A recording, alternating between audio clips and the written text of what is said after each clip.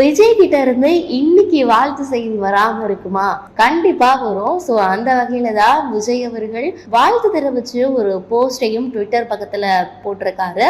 அது என்ன அப்படின்னு பார்க்கும்போது, தமிழக வெற்றி கழகத்தின் தலைவரா விஜய் ஆனதுக்கு அப்புறமா பல்வேறு விஷயங்கள்ல தொடர்ந்து அவருடைய ஈடுபாடை காட்டிக்கிட்டே தான் இருக்காரு. நிறைய சர்ச்சைகள், நிறைய பிரச்சனைகள் அவர் சந்திச்சுட்டு இருந்தாலும் அவர்கிட்ட இருந்து வாழ்த்து செய்தி வராம இருக்கவே இருக்காது அப்படின்றதுதான் இங்க வந்து சொல்ல முடியும்.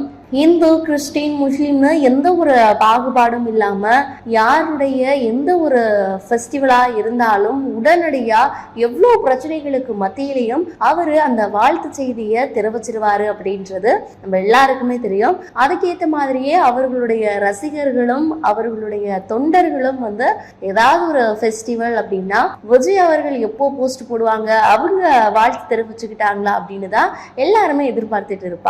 சோ அந்த வகையில தான் இன்னைக்கு பக்ரீத் பண்டிகை இஸ்லாமியர்கள் எல்லாருமே கொண்டாடிட்டு வராங்க. சோ அவங்களுக்கு ஒரு வாழ்த்து தெரிவிக்கிற விதமாக தான் ட்விட்டர் பக்கத்துல தமிழக வெற்றி கழகத்தின் தலைவர் விஜய் அவர்கள் ஒரு போஸ்ட் ஷேர் பண்ணியிருக்காரு.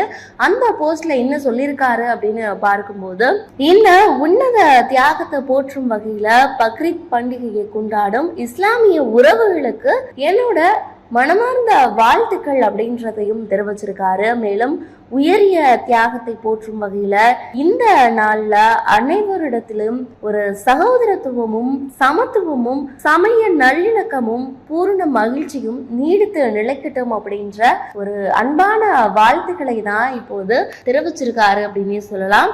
இது பார்த்த உடனே அவருடைய ரசிகர்களாக இருக்கட்டும், இஸ்லாமியர்கள் தொண்டர்களா இருக்கட்டும், எல்லார் மத்தியிலையும் ஒரு பெரிய சந்தோஷத்தை ஏற்படுத்தியிருக்கு அப்படின்னே சொல்லலாம். ஏன்னா அவர்களுக்கு அவருடைய தலைவராக இருக்கட்டும், இல்ல ஒரு பிடிச்ச நடிகராக அந்த வகையில இவர் எப்போ நமக்கு வார்த்தை சொல்வாரு அப்படின்ற ஒரு விஷயம் எதிர்பார்த்துக்கிட்டு இருந்திருப்பாங்க. சோ அந்த வகையில விஜய் அவருடைய கடமையை சிறப்பா உடனே செஞ்சுட்டாரு அப்படின்னே சொல்லலாம். சோ காலையிலேயே இந்த ஒரு போஸ்ட் அவரு ஷேர் பண்ணியிருக்காரு.